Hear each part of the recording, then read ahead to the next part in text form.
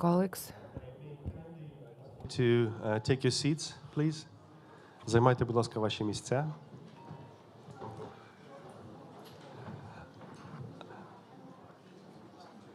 My name is Ruslan Kwasniewski. I'm Deputy CEO, Babaneri Holocaust Memorial Center. I will be moderating this meeting, and I will speak in Ukrainian, so please use interpretation for those who do not speak Ukrainian to switch from English into Ukrainian. We will have translation.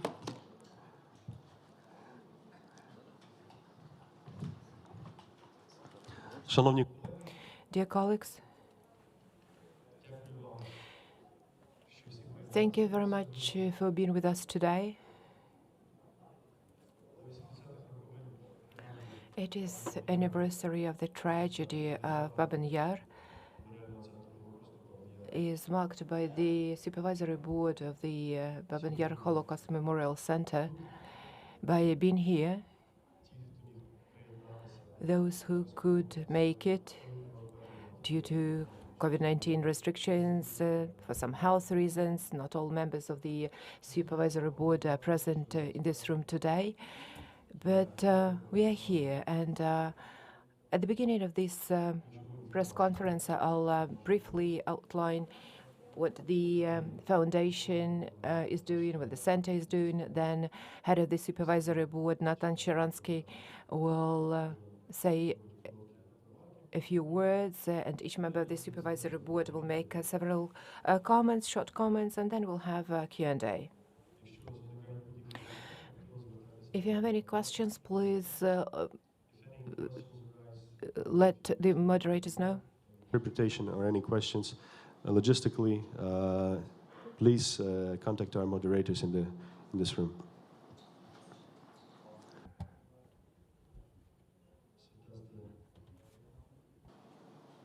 Clicker work. I will ask to turn. Будь ласка, включіть наш. Could you please put the presentation on?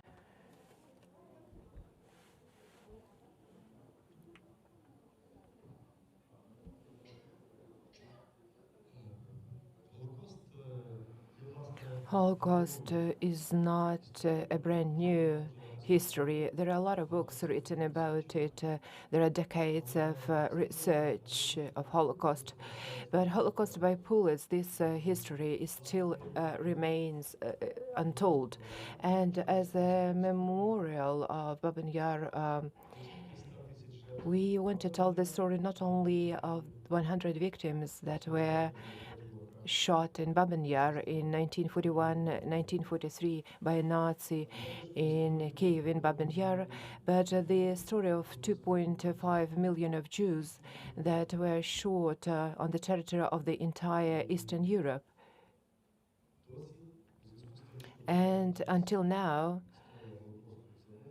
since the history of Holocaust in the Soviet times was suppressed, the history of Holocaust by bullets remains untold. And our mission, the mission of the Memorial Center, is to make sure that this story is told.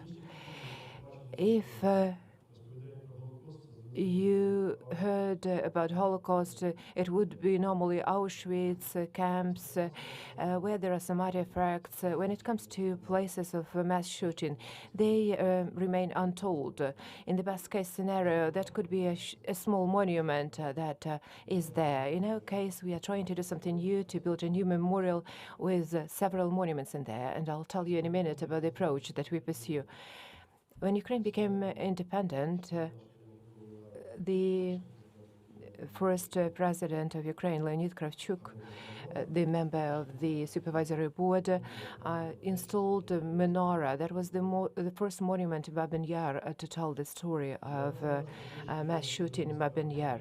And at the moment, we feel a huge need to act, because people who survived the tragedy they are leaving us, so we have to act fast so that those who survived will still be able to see the full complex of Baban Yar, the memory of Holocaust in Eastern Europe.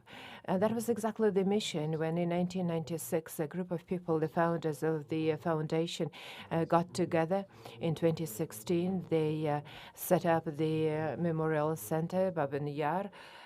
Let me introduce those who are present here. Natan Sharansky, head of the Supervisory Board, a dissident, political prisoner of the Soviet times, a fighter for human rights, minister, vice prime minister of Israeli government, head of Jewish agency. Mikhail Fridman, member of the Supervisory Board, international businessman, philanthropist, co-founder and head of the Supervisory Board of Alpha Group, and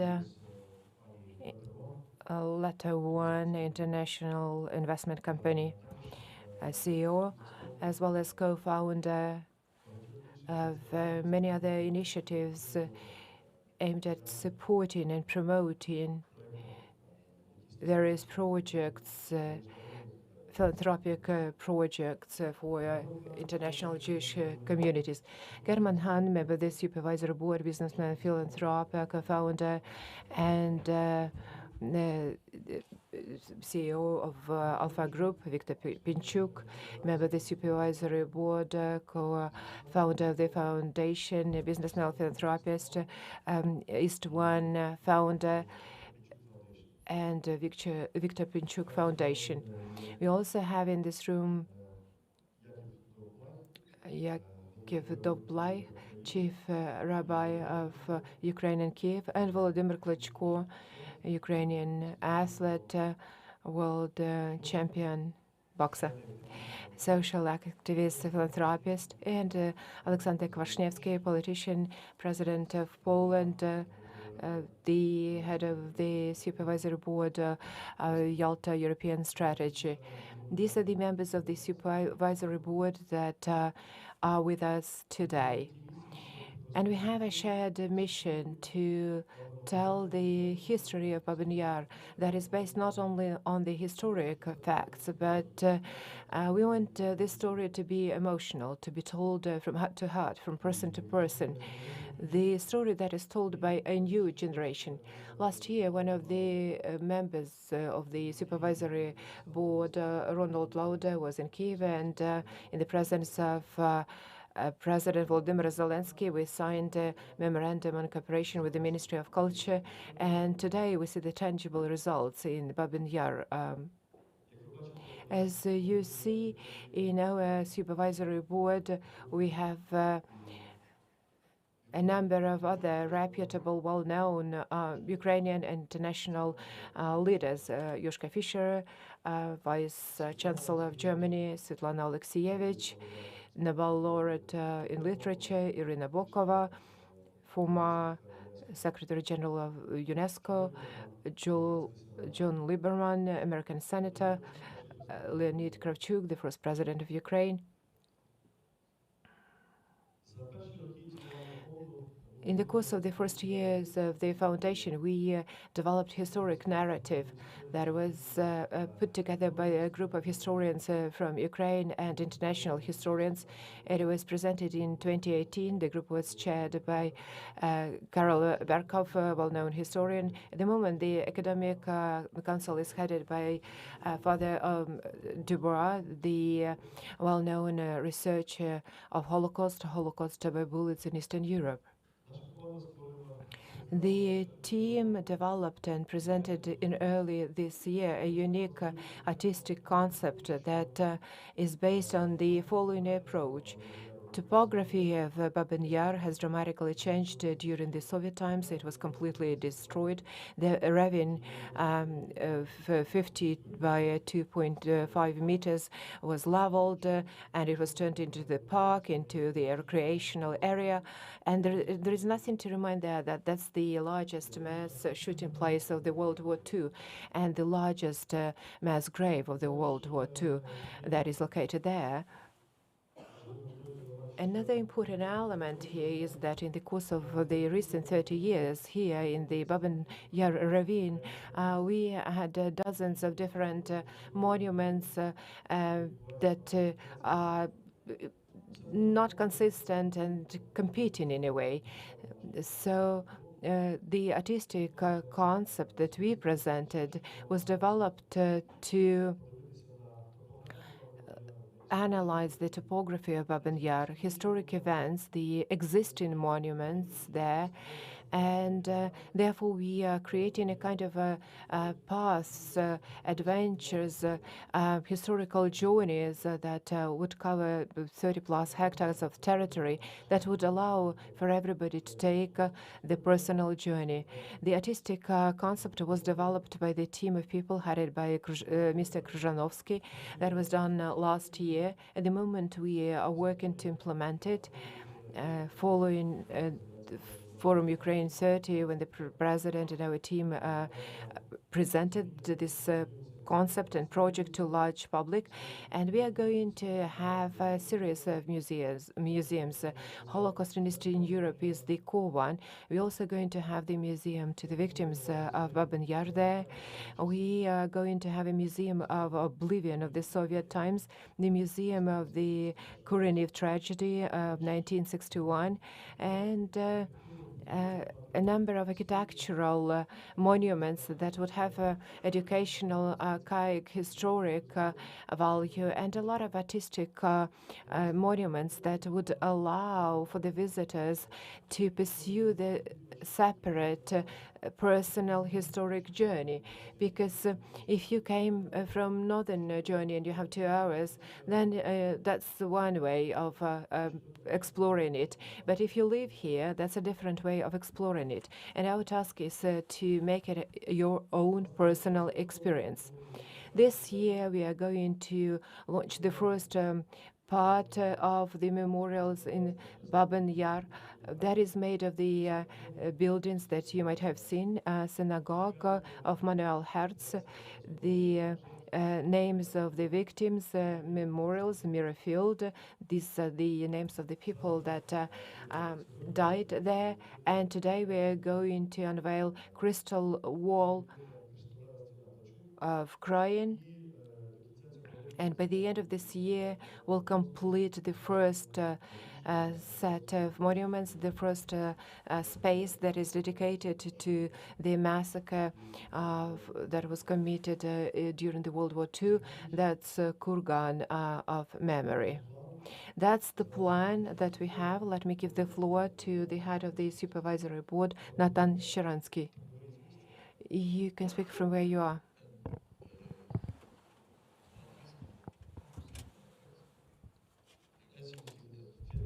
No, it depends on the audience.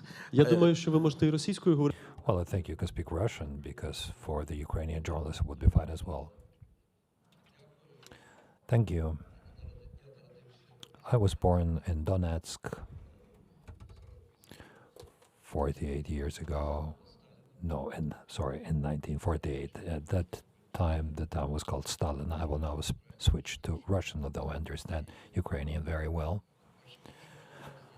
And since my early years, I understood very well that Baban Yar was something secret. It was something terrible, but no one was supposed to speak about that. And of course, Baban Yar is the biggest grave that we have in Europe after Holocaust. It's a mass grave.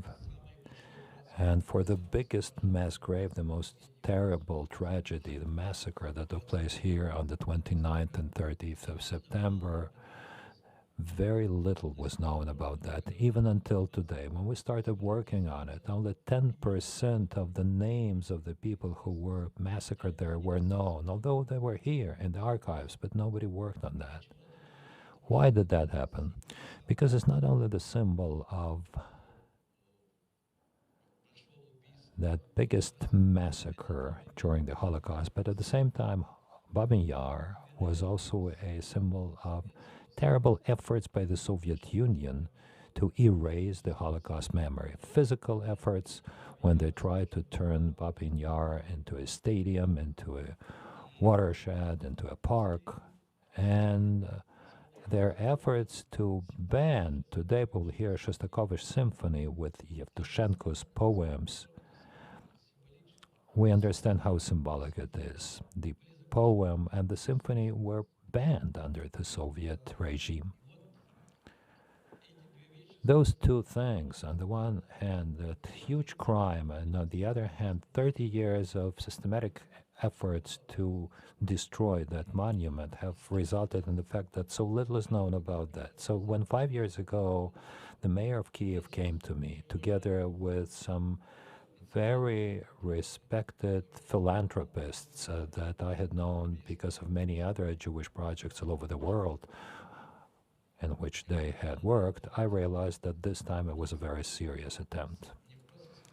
And we not only just create a serious international team because we understand that we'll have to fight for this project, but we had a very ambitious goal. Now this place, which is the symbol of the biggest mass grave of Holocaust, and at the same time the symbol of attempts to erase it from our memory, this is a place that must become the main center for studies of Holocaust in Eastern Europe, the main center for education for the young generation, and the biggest museum. This is our objective.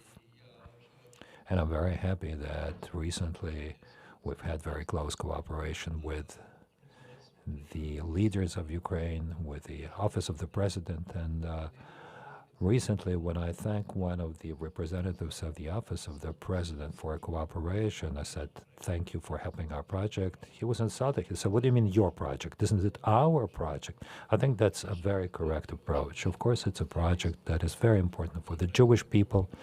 It's a project that should be very important for Ukraine because it will definitely help Ukraine to become a leading nation in Europe that turns its eyes to the past, to the tragic pages of the past, to build the future together. That's very important for the world because, as it has been said many times, anti-Semitism starts with Jews, but it does not end up with Jews. That's why the lessons of Holocaust should be learned by everyone. Thank you. Thank you, Natan. Mikhail Fridman, please. Thank you. Well, I'll try to be brief. I was born in Ukraine, in Lviv. I grew up there. My parents,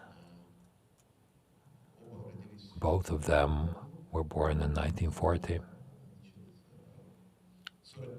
In 1941, it so happened that both families, both grandmothers, found themselves in Kiev, and luckily they managed to flee, to leave the city in one of the last days before the Nazis took the city, and therefore my parents survived. One of my grandfathers died in the war, was killed, another one was wounded. All of my grandmothers, grandfathers, all of them died during the Holocaust. They had lived in different towns and places, and there are no graves of them, so we do not even know how they perished. I heard about Babin Yar for the first time from my grandmother.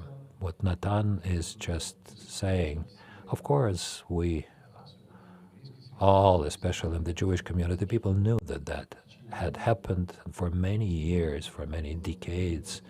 It was a taboo. Nobody talked about it. The changing point in the history of Babin Yar was Yevtushenko's poem. It was not only, an attempt to fight the Soviet ideology, a challenge to it, but that was the first time, the first instance of a kind of a civic protest against the oblivion of the victims. And my grandmother told me that people felt that they had to fight so that that place would not turn into, as they say, stadium, or different plans were there for something to be built there. So when that situation occurred, as Natan is saying, when that initiative came from Kiev mayor, there were no more questions for me. We do a lot of philanthropic work, of charity, Jewish charity. I think that's an honor for me. That's something that I do to commemorate my family members, my ancestors, my friends. And I think that this is a very important thing for Ukraine, for the Jewish community, for the international Jewish community, not only for the Ukrainian one, because I do believe that without looking into the eyes of the past, it's impossible to build a good future and a prosperous country. This is why I believe that this is a great honor and responsibility for me to participate in this project. Thank you. Thank you, Mikhail. Shairman, please, Shairman Han.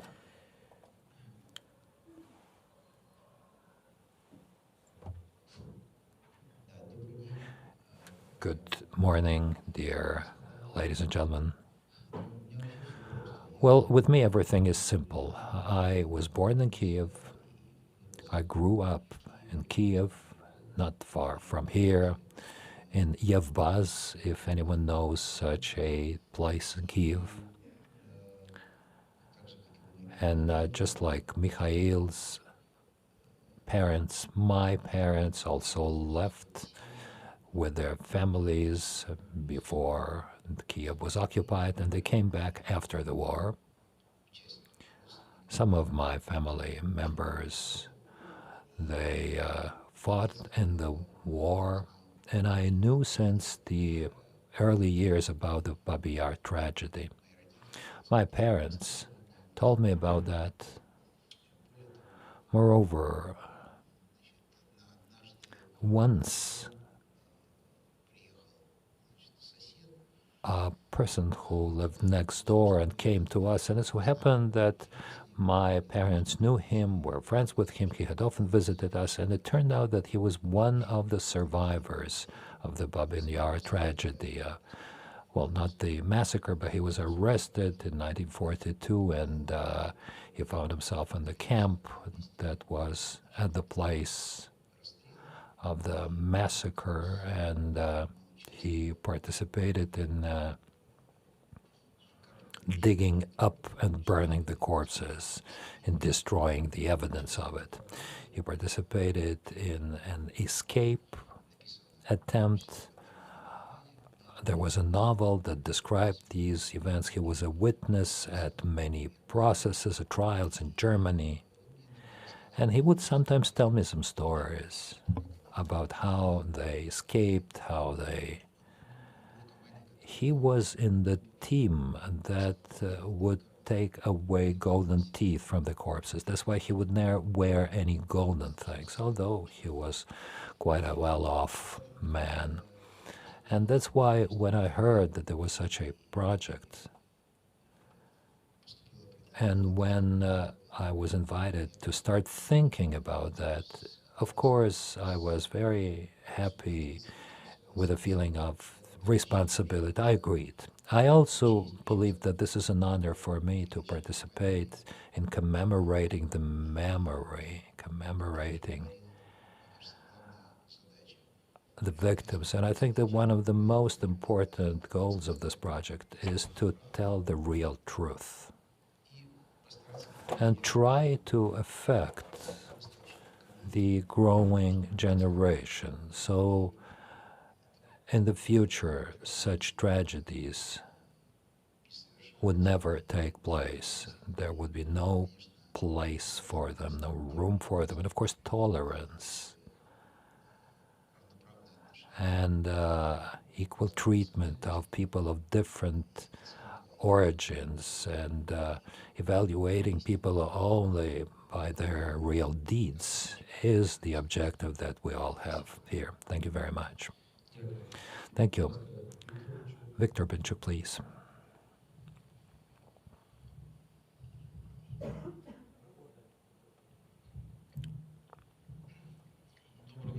Good morning. For me, just like for my friends, this is a very personal project. I was born in Kiev, And my mother and my father, they were also born in Kiev, and my grandfathers and grandmothers, they all lived here before the war.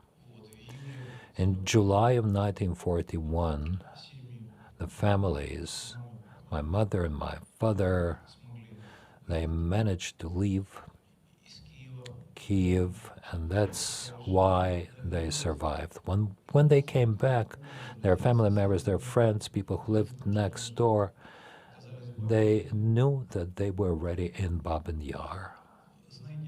You know, even today, for my parents, this is a story that is very much alive. It's a painful story. 3 days ago, I came to see my mother, my father, to tell them about the ceremony we're going to have tonight. I even thought maybe, I even suggested maybe you would go there, maybe you would see it. And my mother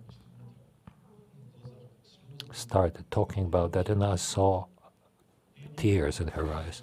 She said, "Victor, I really would like to go, but I cannot do that. It's all again in front of my eyes." She was 8 years old when they came back to Kiev in 1944, and she said, we saw how many people still knew about that. They lived in Volodymyrska Street, and she said, I remember that woman, a young Jewish woman who had gone crazy because she walked around with the boots of her child. She walked around and she said, she's there. But that's what my mother said 3 days ago. This is still a very much painful story for my parents, as well as for many hundreds of thousands or millions of people of that generation. I learned about all of that from my parents, of course, and I have always felt that we have to do something to tell that story.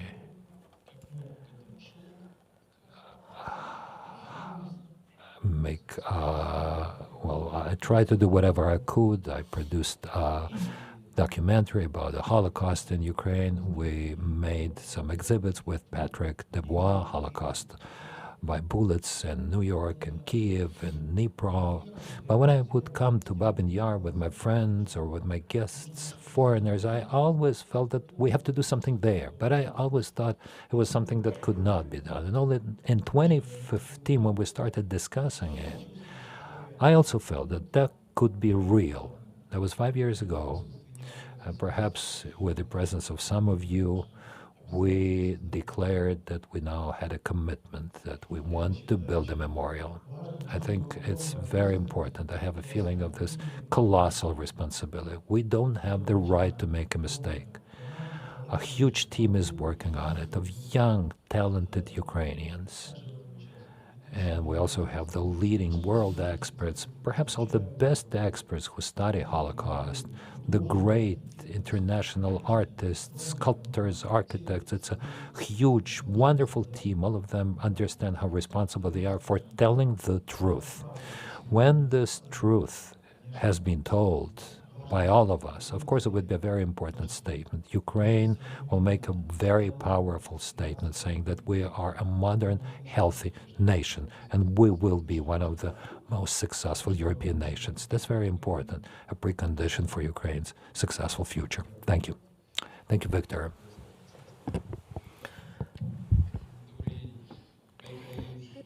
Good morning. My colleagues said a lot of important wise words. Let me just add briefly. I accepted the invitation to join this project for many reasons, but there were three main ones. The first one is the duty of the generation that was born in the post-war times to make sure it is done for our parents, for the victims of Holocaust, for witnesses of this massacre. Because the next generation would be a bit too far from these tragic events, and I think it's really very important for us, for our generation, to feel this responsibility. We need to remember that it is our task, whether that's Ukraine, Poland, or anywhere else in the world. We shouldn't forget about Holocaust, about what has happened, because as Natan said, Holocaust, anti-Semitism starts with Jews, but then it keeps developing. It could be against anybody else whom we don't like. That's the problem of the 20th, 21st century. The second reason, that's my Polish experience, because Ukraine is a place where Nazi exterminated 2.5 million people, and 3 million Jews were exterminated in Poland. That's a different story. That's concentration camps, death camps. That's different story. But the memory is very strong. It is alive in Poland, and we need to keep talking about that. And the most difficult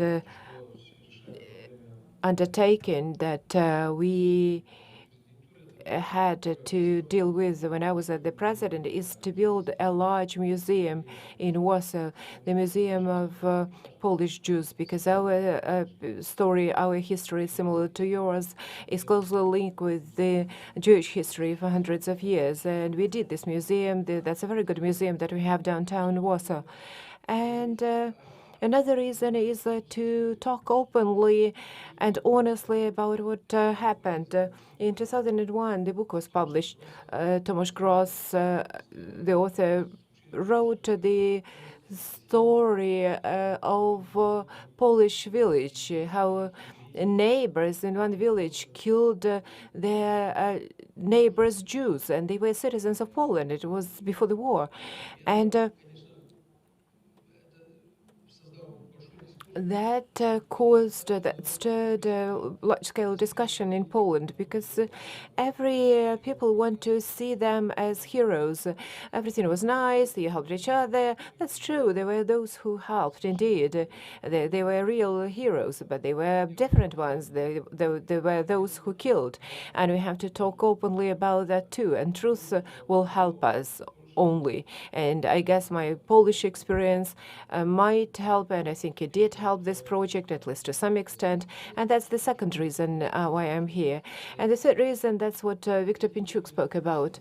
We want to create Ukraine as a modern state, as a modern nation. What does modern mean? It means that it is ready to speak the truth. It is ready to look truth in the eyes. It is ready to reflect on what has happened and to draw conclusions that would help us to live in the future, because the history of Ukraine is very complex, very dramatic.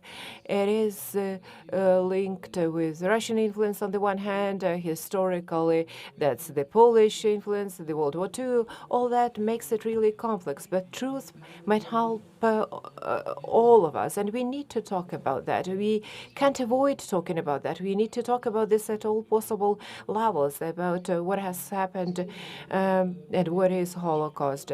And this project is very important because we work with a team of very talented, young, smart artists, people that are preparing the memorial as it is seen and accepted by young people, by young generation. So that's the memorial center of the future. Well, some of us may not accept these new forms and new vision, but I think that's the right approach to pursue. And let me tell you that for me personally, the cooperation and work with this group, a group of talented people, is a real honor and happiness, because that's the generation that lives far from post-war times. They grandparents may not have known what the war is, but they know what the challenges are. They know how to talk about them. They know how to make sure that it is a lesson for all of us. The war ends not when it is physically ends. The war will end when we won't have anti-Semitism, racism in our hands, in our hearts, in our conduct. And these young people understand this clearly, and hopefully they will set an example for others to follow. Thank you. Thank you. Wladimir Klitschko. Good afternoon. A brief story from my childhood. When I was a school kid, I spent some time in the former Czechoslovakia, and part of my school education was to visit concentration camps that are located not far from Prague. We had a chance to go to the concentration camps in the Czech Republic, Poland, and Germany. For the mayor of the city, and for me personally, that was the initiative that we were willing to support here in Kiev, in Ukraine.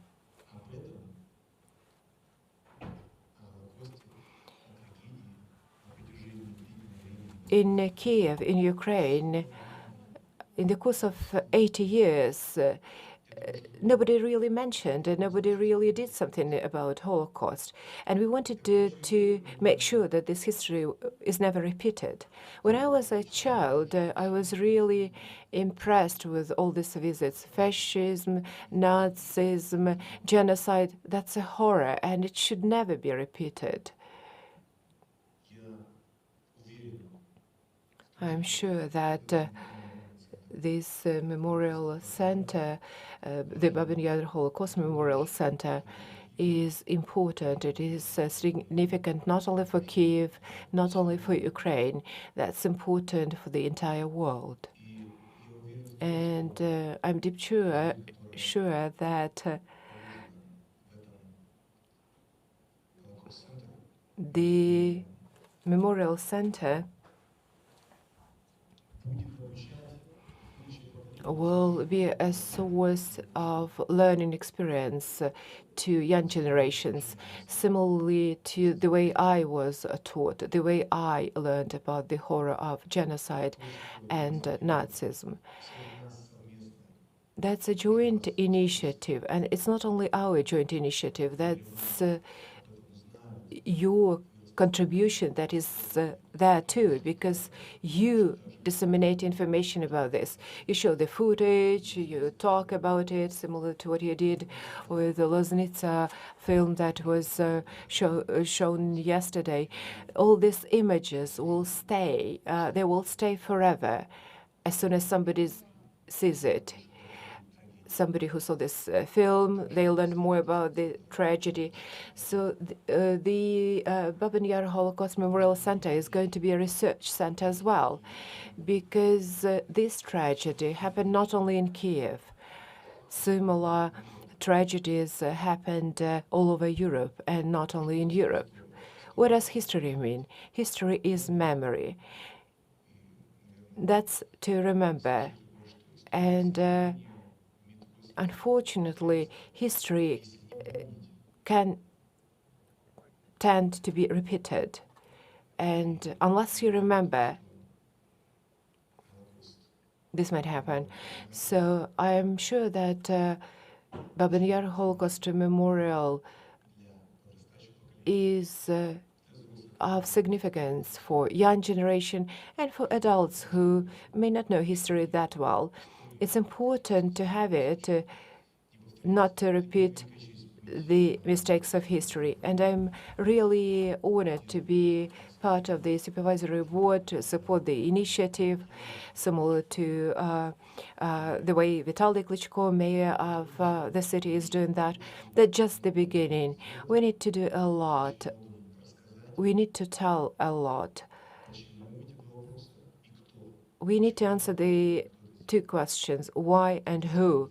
Why it was done and who did it, for the history not to repeat itself. Thank you.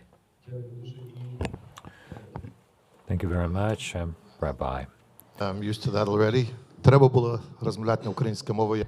I should have been speaking Ukrainian because this is a Ukrainian project, but as my English language is my mother tongue and nobody has spoken English here, I will speak English. Very, very short points, because the main thing of a press conference is the question and answer.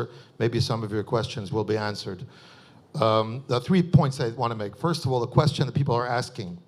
We're starting in 2015 or 2020, 2021 to develop a center.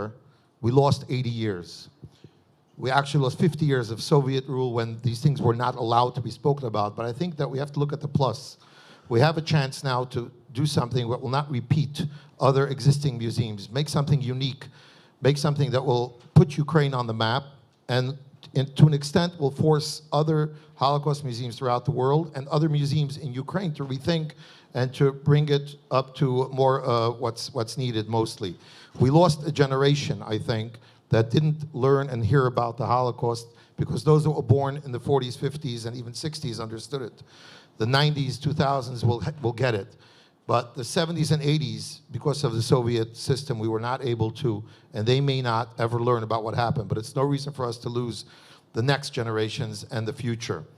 The most challenging thing, obviously, and that's been said here, is to get the truth out. People in Ukraine that were killed in Babaneri Yar were double victims. They were killed once, and then their memory was blotted out a second time by the Soviets.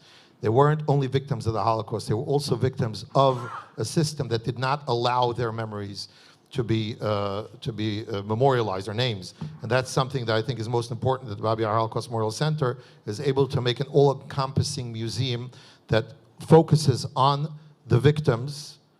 Also today, for the first time ever, the perpetrators, and that today for the first time, 159 names of murderers that murdered people in Babaneri Yar are being published by the Babaneri Holocaust Memorial Center. And of course, not to forget about the righteous and those that risked their lives to save Jews during World War II and put their lives in danger for that. So that's the greatest thing that I find, living here for over 30 years already. I think this is one of the greatest honors and at the same time challenges that I've been able to participate in the Supervisory Board of the Babaneri Holocaust Memorial Center. And I'm looking forward to it developing more and bringing more information and becoming the primary source for information, not only for Kiev and Ukraine, but for the entire world about what took place in Babaneri Yar. Thank you. Thank you, Rabbi Yaakov. Thank you all board members for these wonderful speeches. Зараз ми перейдемо до And now we will proceed to questions and answers. Please, we have colleagues with microphones. Please raise your hand. I will give you the floor, please, one by one. The first question, please, ICTV. Good afternoon. Can you hear me? My name is Natan Sharansky. It's the Facts Programs, ICTV. My question is to Viktor Pinchuk, to the person who's ready to answer. Today, you have repeatedly said here that you cooperate with the private sector and the government. Can you please give us more details about that? On what level, who is helping you, and how is the government helping the project?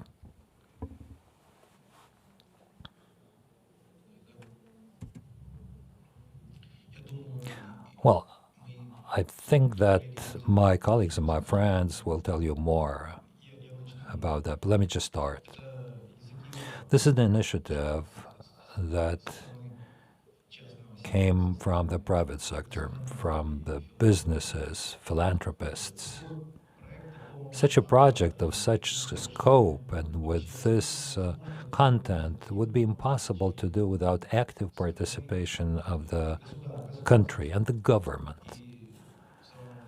Since the very beginning, we've been working in close cooperation with the state. Now, this is a private-public partnership, and I think that a year ago, a memorandum was signed on behalf of the government of Ukraine. It was signed by the Minister of Culture. The minister signed it, and on our behalf, Ronald Lauder, member of our Supervisory Board, also signed it. And what we have today is an uncompromised support of this project by the president of the country, by the top people in his office. And without that, it would have been impossible to move ahead. It would have been impossible to achieve what we have already achieved. And the plans are huge, and without this partnership, it's impossible to move ahead. The support of the city, we've had it since the very beginning. Not just the support, but even the initiative, in a way. At that stage, it also came from the city.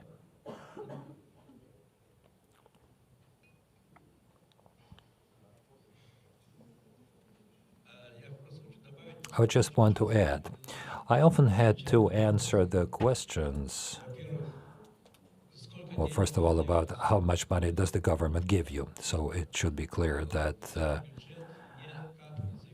our budget does not depend on the government's money. For now, no money has come from the government yet. Well, with time, of course, we will need that. And it would not even be right to be supported only by private capital. Yes, the government should participate actively. We need to get many permissions, planning, well, let alone the municipality trends. At the same time, there are some opposite trends. Why do you want to keep it a private initiative? Why not give it away to the government? Well, first of all, in order to give it away, the government should be ready to take it completely upon itself. But I've had to explain it many times that such initiatives cannot be successful if they are only public initiatives. If we take Yad Vashem, looks like this is a very public project. The State of Israel was established, and at the same time, the Museum of Holocaust was established at the same time. Still, the government can affect this project only by assigning its representatives. But just imagine that if the government dictated to Yad Vashem how it should treat certain decisions of certain governments who deny Holocaust and other things. If we look at the Washington Museum of Holocaust, well, of course, they have very serious influence of the government, but only by appointing their representatives. So this is a private NGO and it's an independent project as a result. That's the only way how it can be successful. That's why we want to have as broad a participation of the government as partners. We welcome the presence of a representative of the government at every levels in all of our discussions. It is very important to maintain an independent nature of this initiative by looking at the world experience.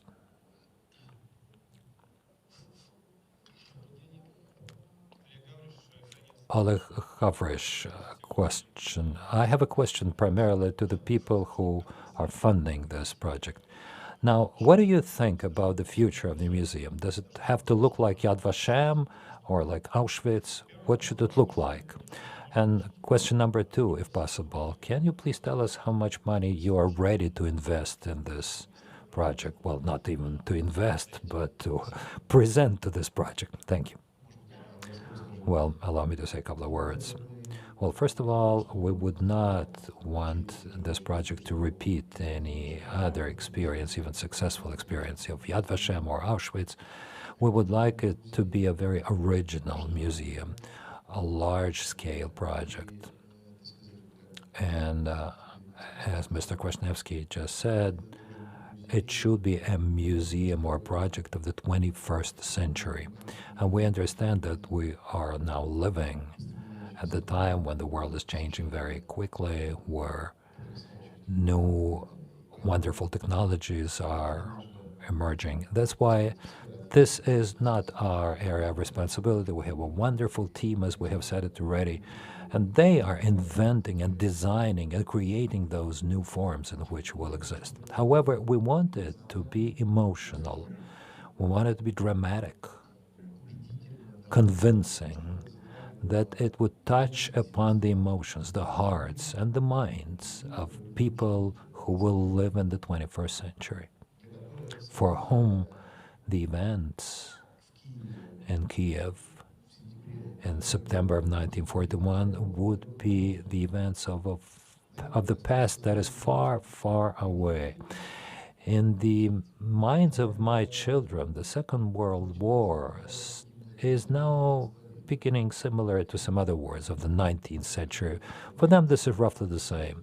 So we would like them to when they come here, the children of my children could feel the pain, that tragedy that took place there. They would feel that they want to prevent such tragedies in the future. How to do that? Well, this generation of those young people who are working on this project, they would know it better than we do. Now, as regards money, well, I would respond, this is a large-scale project. Perhaps the whole scale of the project would cost more than tens or dozens of millions of dollars. Well, the way we see it today, well, of course, it would depend on how we will develop it. Basically, we are ready to fund it. As Mr. Shiransky has said, we would welcome participation of everyone who would like to participate in this project. Financially, what's even more important for us, personal, emotional, creative participation in the project. We would very much like to have many more people here who can and who want to participate in the project. But talking about the financial side of it, we think that we have all the necessary resources in order to fund the project. Can I add a little bit? Well, I know all of those places, Yad Vashem, Auschwitz, and other places in Poland, in Germany, in the Czech Republic, and I can tell you that for history of the war and Holocaust, if we finish our project, Babin Yar, in a positive way, there will be three most important places, Yad Vashem, Auschwitz, and Babin Yar. I'm absolutely sure about that, no doubts about that. I want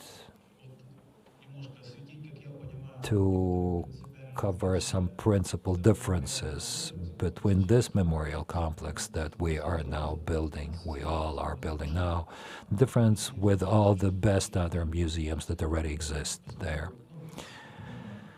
We understand, and Mikhail has told you, that this is a museum built in the 21st century for those visitors who would be children of our children. So we need to have all the most modern technologies, and of course they will be used here, but it's very important. Not a single museum has, well, the widest framework that we're going to have here. It's a kind of a HACE study. What are humans capable of? What terrible things they're capable of? What wonderful, beautiful things they're capable of? So, of course, there will be many things here about human beings, what they can do.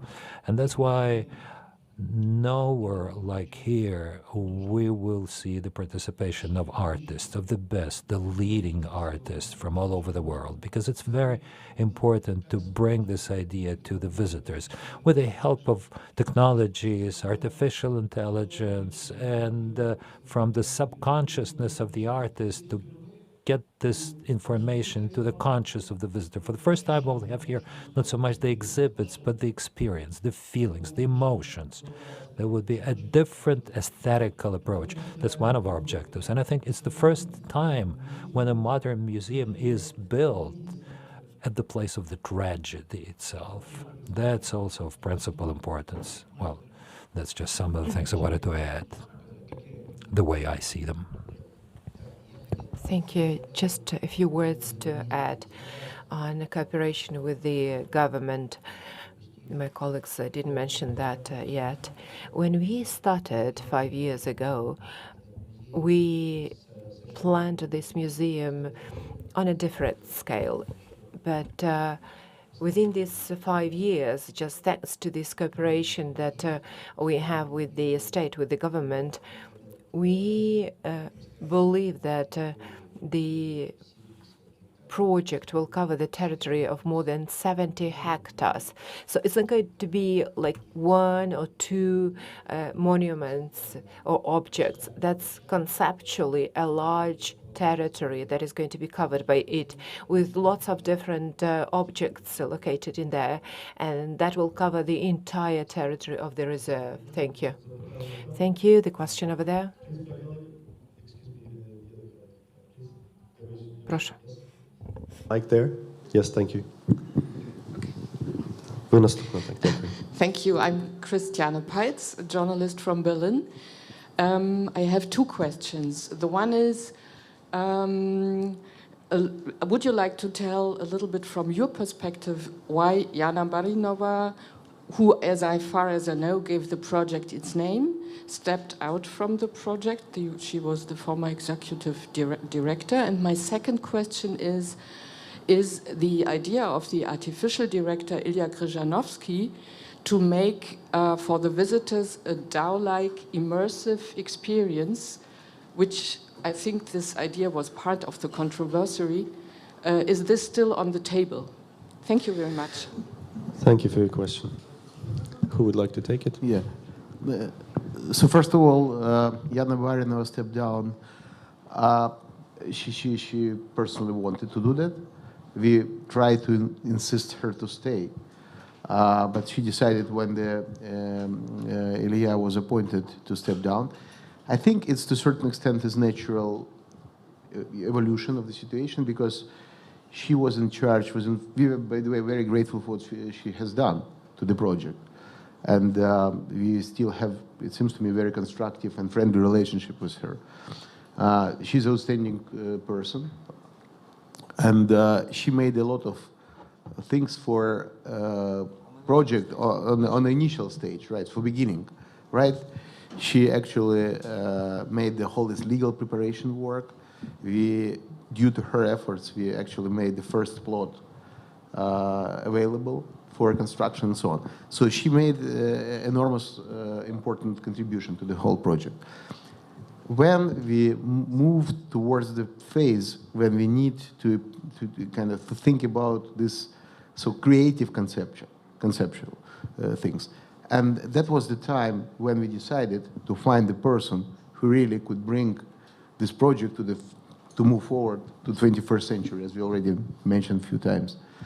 And our choice was Ilya Kryzhanovsky, as you mentioned. We've been very impressed of his project DAO.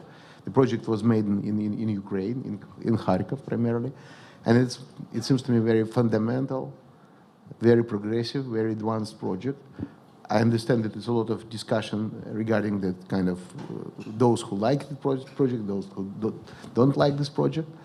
And we are not talking about, you know, what the kind of, whether we're on one side or on the other side, but what was clear for us is the scale of the project, the ambition of the project was really great. And when we appointed Ilya, of course, it's pretty normal. It's certain type of, you know, kind of this discussion within the team. And that's why probably Yana stepped down. But again, I think that we, on behalf of the board, would like to express our deep gratitude to what she has done for that project. I want to add, well, I fully agree, of course, with everything that was said about Yana. She made a wonderful work on the stage of administrative negotiations with the government and all the first steps. The fact that when artist director was brought, and it was absolutely necessary because we had to make the next stage, move to the next stage, as I was a minister in 4 different governments, and in 4 different ministries in Israel, and I can say from my experience, it is normal situation that when come new people and duties are redistributed, some people agree, some people don't agree. That's what happened. It didn't undermine our appreciation and our relations. The second part of your question, which was not, I want to use it as an opportunity to answer more fully, because it's a point which is coming until this day in a very, and there are attempts to make a lot of injustice to this project. There came a new artist director, and immediately they started, as by the way, as today we can see, extremely talented and interesting artist director, but immediately started attack in 2 directions. One was that he is criminal. In his project now he was making experiments on children. This Moscow director, or the one who lives in Moscow, was using Ukrainian children for psychiatric experiments. We are applying to the court. And second, that he wants to turn Babi Yar into Disneyland. And it was such a good slogan, Disneyland, it reached the world press. And I got a letter of some very respectable, some less known, but some very respectable representatives of the cultural world of Ukraine, where they were demanding from me to immediately to fire the person who is criminal. And I was giving interviews to Ukrainian press, and they said that I am very saddened. I'm very saddened for Ukraine, because I do feel that Ukraine is very dear to me. That people are going back to the Soviet practice, demanding to fire people on the basis that they call them criminals. I said, don't you think that you have to wait what will the court will say? And whether we will keep Krzyzanowski or not keep Krzyzanowski depends whether he will do his work as we approve it well or not. Of course, very quickly it was found out that the court had to close the case even before starting, because it's all nonsense. All these accusations that Moscow director was making experiments on Ukrainian children is this type of accusation is an awful crime, but not. And his work got a lot of international prizes, and it went through the tests of all the international laws, and neither children, nor their parents, nor their whatever were ready to support these absurd accusations. But the second part, and you just now asked, is it still in the work, a part of our work, to turn it into the Disneyland? To say it never was a part of our work. What was used, what was said, that when Ilya came to us, he said, these are the ideas which I can develop if you want. And he mentioned the experiments of Professor Milgram in the United States. It happens, though, that I knew very well these experiments, because my mother is Milgram, so I thought he's a relative, and I studied these experiments. Very interesting, important experiments in psychology. And I said immediately, he was not yet working for us. It was not brought to any discussion. I told him immediately, Ilya, it's not for this project. We are not here making experiments. So it was dropped that very day. It never was on our program. Then somebody, months after this, taking it from probably Ilya's computer, because it's not in the computers of our organization, and all over the world, that it's published, these people are going to turn it into Disneyland. So it was absolutely unjustified then, and that, of course, it has nothing to do with the reality today. Thank you. Thank you. I just want to add, maybe,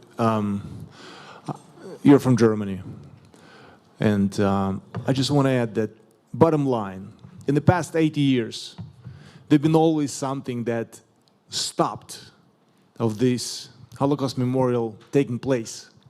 And I believe we can go to micromanagement so much, and it's not going to lead anywhere but to a dead end. Today, you will see it with your own eyes, what has been established and founded, most importantly.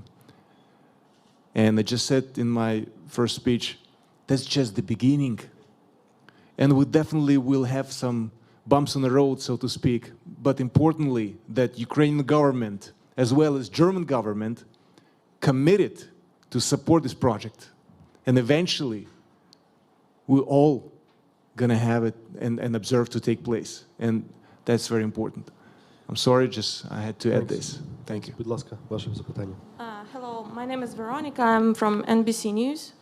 And I want to ask two questions. First, about the government support. Have you managed to get the permission for the land? Because 72 hectares, as you mentioned, is a very big land plot. Have you managed to get it? And the second question is about the criticism, because many say also that this project can be far from the truth and objectivity. That's why I want to ask you, what do you, as the members of board, think of Ukrainians' role in Babyn Yar? Thank you. Thank you. Please. Yeah, so first of all, we are working with the government closely with regards. Вы по-русски или как? Нет, спрашивала по-английски. По-английски. Можете по-русски, мне в принципе. The language doesn't really matter. Okay, let me answer in Russian. We've been working with the state, with the government, not us, but the management that works in Babyn Yar Holocaust Memorial Center. They've been working with the government to secure legal arrangements for the creation of the memorial center. There is a mutual desire on our part as Supervisory Board, on the part of the management, and on the part of the representatives of the government at different levels.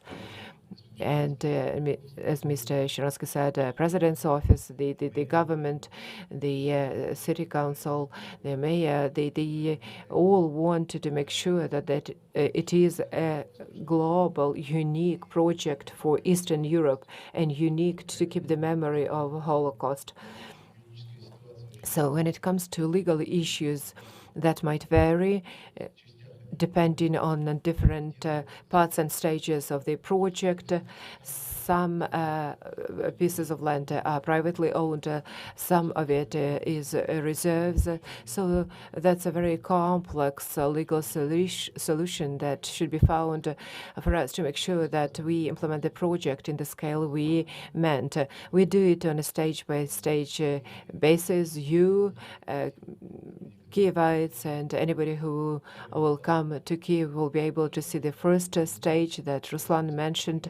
That's just the first several objects that are there, and hopefully with the support of the government, different people in the government will make sure that this project, in terms of its scale, will be a unique one. That's as to your first question. The second question was about...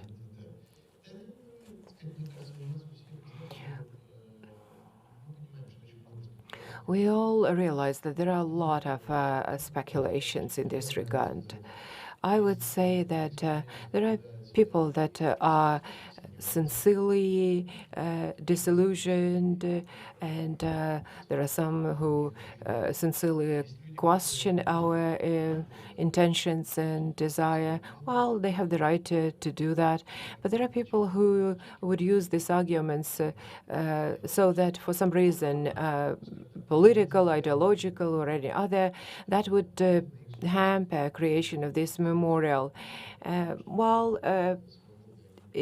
Ukraine is a democratic state, and every group has the right to speak out their opinion, even if it is opinion from our perspective is not fair or objective. We understand this, and we take this as a natural course of the process. These are the processes that were typical of other countries. I am sure that Mr. Kwasniewski will be able to tell you about the criticism that a similar project had when it was built then. Let me tell you one thing. We believe that the most important thing is just to restore historic truth. Ukraine is the country where, if I remember right, there is the largest number of righteous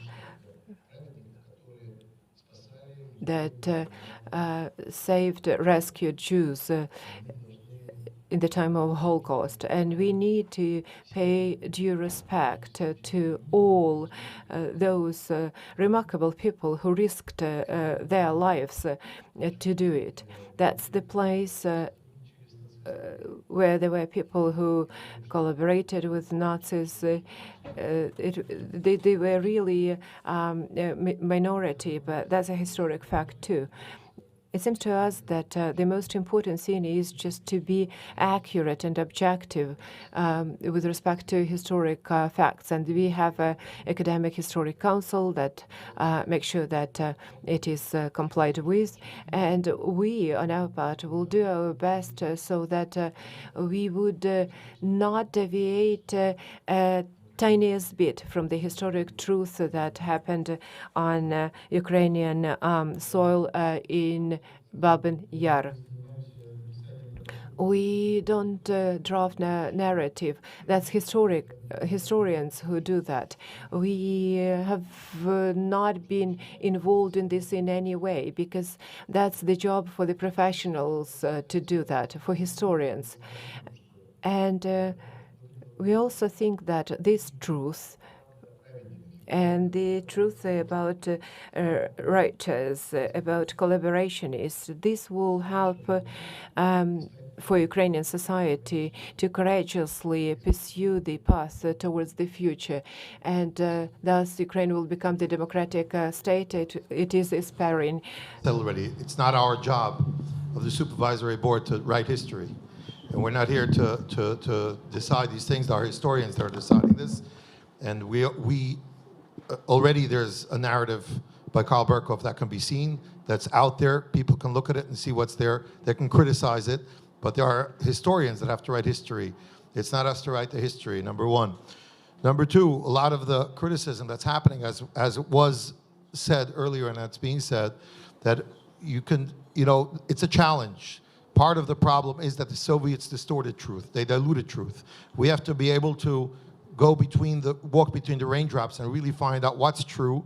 And I think one of the greatest examples of this is Ivan Demjanjuk, who was convicted in Israel, and then he was exonerated in Israel because it was based on documents that they felt weren't 100% true. This is the most important thing for us, has been said by every single person that's on this board involved in this, is to get to the truth and not anything but the truth. Another thing that's most important, part of Ukrainian identity, the strength of the identity as a democratic country, allows a democratic society to face its past. The stronger the democracy becomes, the more it becomes ingrained, it makes it easier for us to look back as Ukrainians and say, what happened? When we don't have that strength of character, strength of identity, we are afraid of the truth. But Ukraine is 30 years of a democracy, a strong democracy.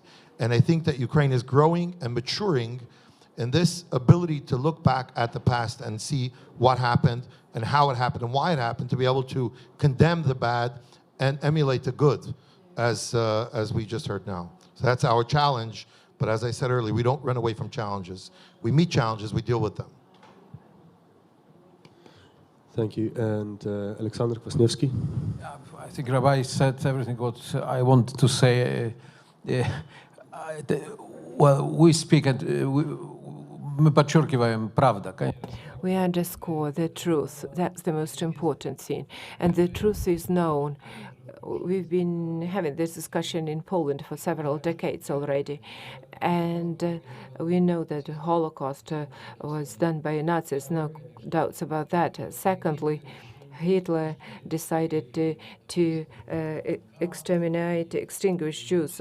That's what Mein Kampf is about, all the laws that were adopted in Nuremberg that speak about that. Then later we saw the process developing in our respective countries, and it involves the heroism of many people that helped Jews in Poland and Ukraine. Those who helped Jews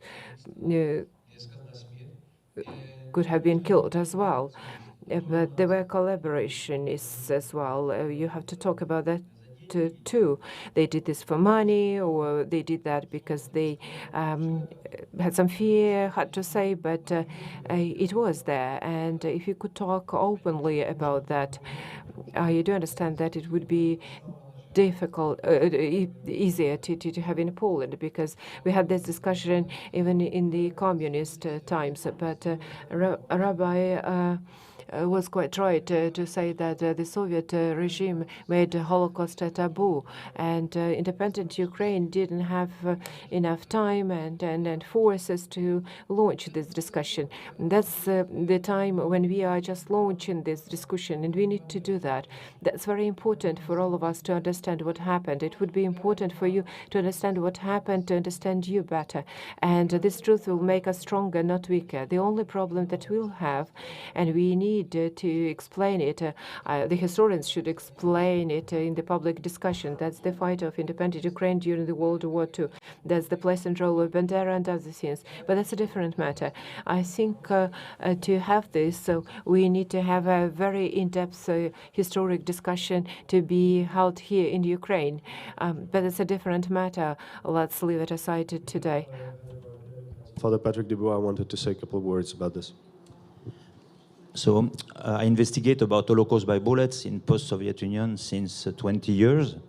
And we have investigated the shootings of 3,300 extermination sites, and among them Babi Yar.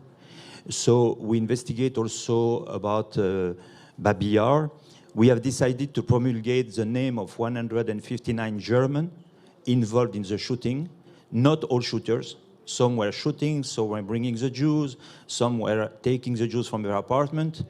What we know, but the number is not sure, we estimate, but it's only an estimation, that around 2,000 Germans were involved in Babi Yar affair, I would say, in Babi Yar crime, not all shooters. And after, a number of Ukrainians were also involved, but a second role, for a very evident reason. The Germans didn't want to lose the belonging of the Jews. It was an amount of wealth. So they didn't say, okay, take the wealth of the Jews yourself and we'll share. No, it was really, it's not everywhere what I say, it's only Babi Yar. In other places, Ukrainians were involved. I would like also to say that I accepted to participate for two reasons. I came for the first time in Ukraine in the year 2000 or even 91. And we inaugurated the first stone of the museum, and the second stone never happened. And during 20 years, we never saw articles of polemic, but there was no Holocaust museum in Babi Yar. It seemed quite normal. The second thing, it's the first big memorial on a mass grave. Normally, we make memorial on camps like Majdanek, like Belzec, Sobibor, Auschwitz, Dachau, etc., but not on mass grave. So it's an anthropological revolution, what we are doing. It's not an Ukrainian revolution. It's a mondial revolution because there are mass graves all over the planet. We have mass graves in France, there are mass graves in Africa, in America, and today in Syria a lot. And I can tell you there is no memorial on any of these mass graves. So it's really the first time of the first time. So what they do, you can speak of money, of whatever, if one is good, one is bad, but I think we try to avoid the shock.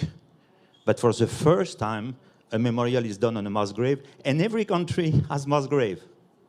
So every country say, I hope they will not come in my country.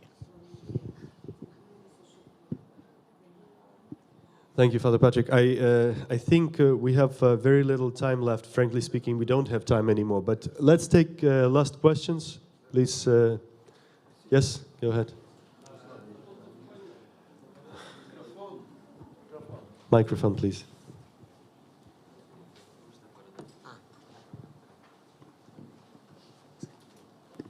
Anton Kozakov, 1+1 TV. You said at the beginning that the first part of it will be finished this year. So that's my question. When, roughly, do you expect to finish the building of all the Memorial Center? Because you said that there are certain problems with land. So is there any idea, a general one, when everything will be ready? What year? Thank you. I will start, then you will continue.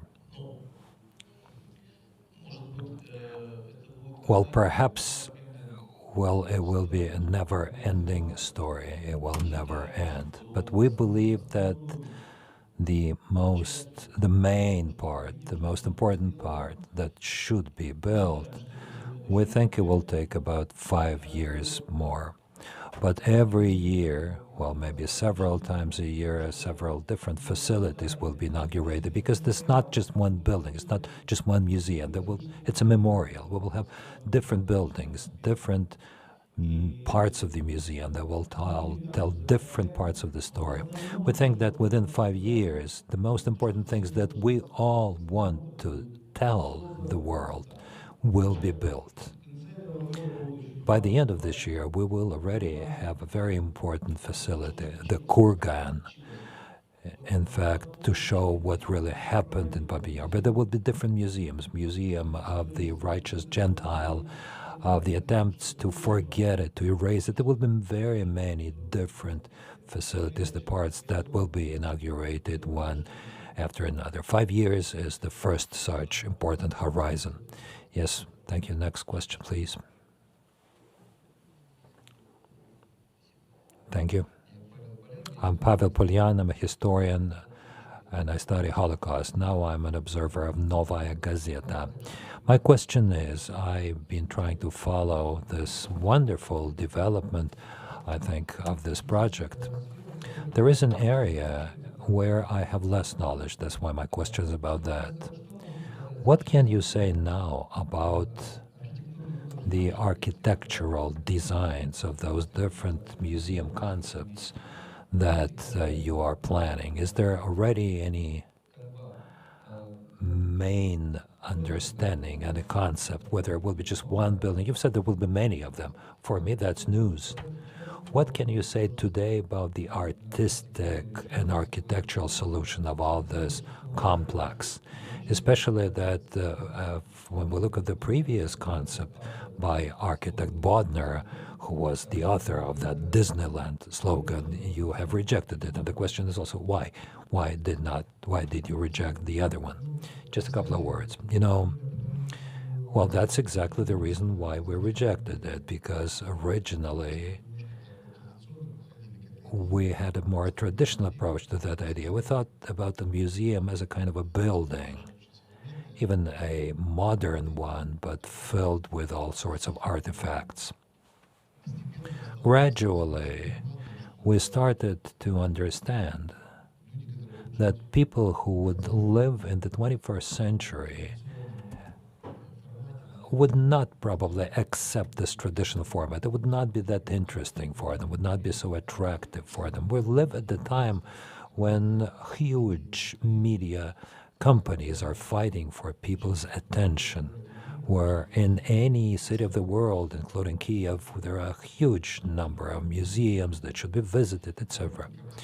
And as one of my friends recently said, by building such projects, we are not even fighting other museums, but let's say Netflix rather, because the attention of the people, of course, today is focused on the huge choice between different forms of entertainment, things like that. After we realized that, we came to the conclusion that we need to have a different approach based on how the public mentality will work in the future. And this concept that we have already mentioned many times, we believe that, first of all, it should not be just one facility. There will be many different parts of it, of artistic type, like the ones we already have there. And today, the Crystal Wall of Crying by Marina Abramovich will be inaugurated, who's an outstanding artist of today. And of course, there will be some museum-like objects that will talk about certain different aspects of the Babi Yar, the tragedy as such, the Kurgan in particular, the history of that place, from the geographic point of view as a geographic point in the map of the world, the history of oblivion, as we've said it already, all of that. And Victor has said that there's a psychiatric hospital there as well. And as you know, the very first people to be shot in Babi Yar were the patients of that psychiatric hospital.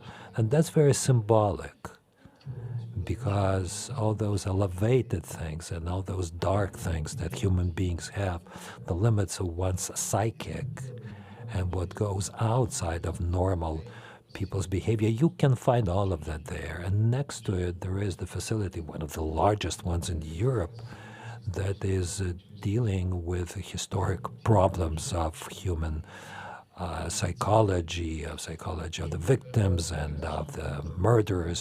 We don't think this can be just one traditional museum. We really think it should be a kind of a collection of different facilities. The artistic aspect is extremely important because without an emotional effect to be made on the people, attracting attention in this new turbulent world of information would be impossible, we believe. So this is, and of course we will keep discussing it with the public. We have the Artistic Council that discusses all of those proposals. And we think we have a wonderful group of young people, Ukrainians primarily, and international talents.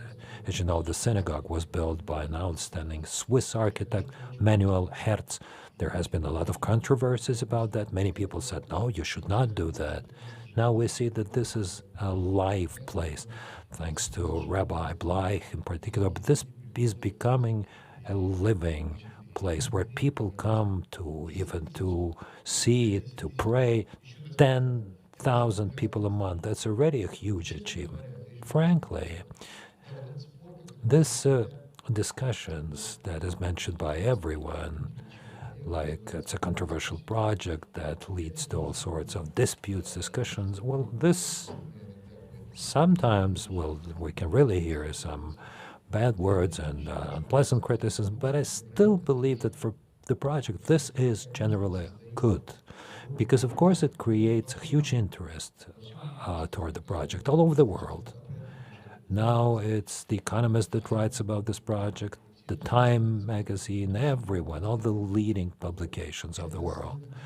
This creates interest, most importantly for the people living in Ukraine. They start to get interested in the people who are far away from it and not Jewish, who perhaps have not been affected by it. And I'm sure that all this superficial things would go away. And I hope what will stay would be a wonderful project that would be a kind of a milestone and a landmark project for Ukraine and for Eastern Europe and for Jews all over the world. Well, at least, and maybe not only for Jews. And I think that's the main output. And all the other things, I hope that they will be forgotten. Colleagues, the last three questions. You, and you. Good afternoon. I'm Artur Kornienko. I'm a journalist of Kyiv Post newspaper. A part of the Ukrainian community and the Jewish community continue criticizing the project.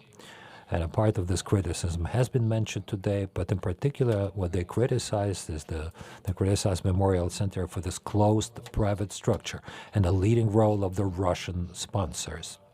Do you think that your response has been adequate so far and proportional to this wave of criticism? Do you think that it is possible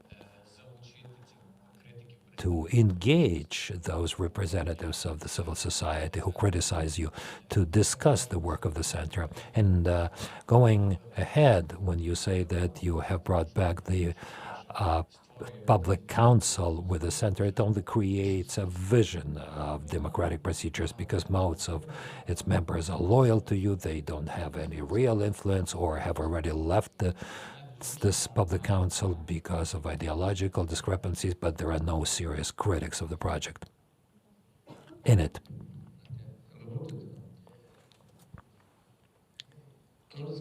Well, I have to say that when I received the letter that I've already mentioned from the people who criticized us, because we have hired Ilya Rzhanovsky as the artistic director, I suggested to everyone who had signed that letter to become members of our artistic council, because I said, you seem to be people who care, people for whom it is important. So instead of just fighting or, disseminating rumors, saying that he is a criminal, instead of that, become members of our council. You will be among those who will be the first ones to get the information and to discuss the artistic concepts. So far, how much time? 8 months have past. All of it has become history. These accusations are gone. I have not received a positive answer from either of them. So saying that we're a closed organization, at the time now we have very good relations with the government, but there was a period where there was a lot of criticism coming from the government. And I asked them, why wouldn't you want to become members of our supervisory board? We would like to have a representative of the government or of the parliamentary committee on education, representatives of the president would become members of our supervisory board. We are not ready to give the right of veto to the government. Of course, we do not to become victims to all sorts of political changes, because you can have one government today and another one tomorrow. But all of our committees are completely open for participation of the civil society. And for the government, they can participate in decision-making. It's just that today we have this kind of relations, luckily, with the office of the president, with the ministries, that this issue is no longer valid. But as regards participation of the public, once again, let me repeat that we would welcome participation of the civil society in all of our discussions at the Research Council, at the Scientific Council, at the Artistic Council. Now the question about, as you said, that this is the Russian money. Well, before I joined this project, I had participated, and I continue participating in very many other projects all over the world to strengthen the Jewish identity for Jews all over the world. Via the Genesis Fund project, I've participated in them since the very beginning, and I know how many countries in America, in Latin America, in Australia, in Russia, in Ukraine, all everywhere there are wonderful projects that have nothing to do with governments, that are only related to culture, to arts, that are funded by, like you said, the Russian money. I'm not saying whether this is correct or not. Not a single government had ever asked questions about whether we could use that money. Well, of course, I understand the situation is special, the relations between Ukraine and Russia. Once again, if there are any grounds at all to suspect that our decisions can be affected by certain politicians in Russia, well, investigate it. But I think it's enough to look at the composition of our board to understand how absurd this thought is, that any government can politically affect, and primarily the Russian government can politically affect the decisions of our board. That's why everything I can respond to this criticism. If this is frank and sincere, check the facts. Any fact that may seem suspicious to you, have to check it. That's the function of the media and of the civil society. But anything that is said because of political considerations, well, thank God we know how to leave politics outside of this project. You mentioned Russian money. Just a few words to comment. You've heard that, but let me repeat it. German and Mikhail, these are Ukrainian Jews. They were born here, their parents were born here, their grandparents were born here. And for them, that's a personal project. That's personally important for them. As for the money, without numbers, but generally speaking, until fairly recently, the funding was done mainly by 4 persons, 2 from Ukraine. Well, if you talk about large money, Pavel Fuchs, me, Misha, and German, we funded in equal shares, a little bit less. Philanthropist Vladimir, less, but contributed. Volodya and Ronald Lauder, but to a little bit lesser degree. So number-wise, that's wrong. That's a speculation. Quality-wise, that's wrong too. So that's just some facts that you are trying to resort to mislead. I am with this project since day one. You know, I am from Poland. I'm a former president for Poland. And you cannot suspect me of having some love and sympathy to Russia and to President Putin. And I'm really impressed how the colleagues who fund this project work from day one for the sake of truth, for the sake of history, with very strong moral responsibility for what they are doing. And I want to make sure that every project will have people like that. Misha, Pavlo, Shairman, Victor. Well, it seldom happens. I know how these projects are implemented in different countries. I know the experience of Poland. To find people who don't think about their business interests, don't think about politics, but think about the way the project can succeed, how the center could be established so that it would make a change and have an impact in the 21st century and beyond. If you trust me, I can guarantee you by 100% that their approach is right, morally, personally, ethically. So it's all there. Thank you. Any other questions, please? Last but one. Good afternoon, Aleksandr Kwasniewski, historian and guide from Jerusalem. The question is about money, but different angle. The future of the museum. Are you going to charge entrance fee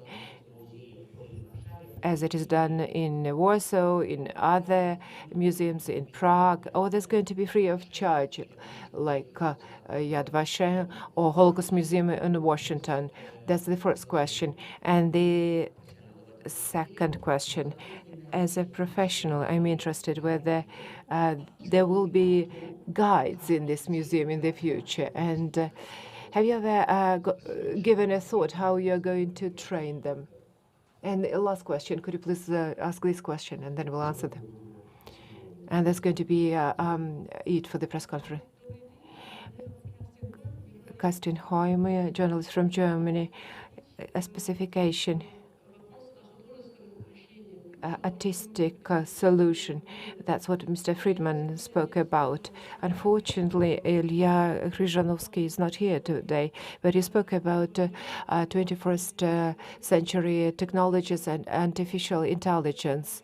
Could you please be more specific about the advanced technologies that you are using in the center? Thank you. Thank you for the questions and the answers and last concluding remarks. I do understand that the question you raised is very important, but none of us is an expert in this. And I don't want to be inaccurate. What you can do is just you'd better talk to Ilya and his team about that. These are people who are really involved in this project. They are very dedicated. I don't think there is a final, very final solution. There are lots of different wonderful, bright ideas, but they will be the best people to ask this question. I don't think we are the best people to answer this question. Actually, that's linked to the previous question. You know what? We didn't think about the tickets and whether we are going to charge. But it's good that you ask this question. Then you're sure that it's going to be completed. And, well, we haven't discussed it yet. Unfortunately, we are not that far yet. Well, entrance fee, that's for the experts to decide to make it viable. It will depend whether the government is going to maintain it and contribute financially, but hopefully we'll answer this question in 4 years. A few words about Ilya. As a supervisory board, I think we are lucky because we hired a genius. And he is genius not so much as an artist, but as a producer, as a director who created absolutely unique artistic environment that attracts the best of the best from entire the world, artists, technologists, computer scientists, scholars who are creative. So that's why getting back to technology as well, in different sites, in different museums in the center, different state-of-the-art technologies would be used, different artistic solutions will be found. That's a huge, massive artistic project that is open, and it attracts and involves the best artists. That's an ongoing developing process that stays open. 2 words to add. The way it will look eventually, just try to understand me correctly. That's a unique scene that we are developing. Apart from other scenes, there is a council, there is a board. We work jointly with Yad Vashem, Washington Museum, Berlin Museum of Holocaust. We are working jointly to find the solution for the Holocaust Museum of the 21st century. That's the work that is not done in one place geographically. We look into the future as to the guides. I'm here with Ruslan, and having lived in Kiev for 30 years, I've been hundreds times in Babaneri Yar, and that was for the first time ever when 2 months ago when Ruslan and I went to Babaneri Yar, when I sort of was toured around it. So when people come to the place, they don't look at the walls, they listen, they absorb, and while the guides should be trained, I know there are institutions, there are people who professionally do that. That's going to be a unique project. That is a unique project.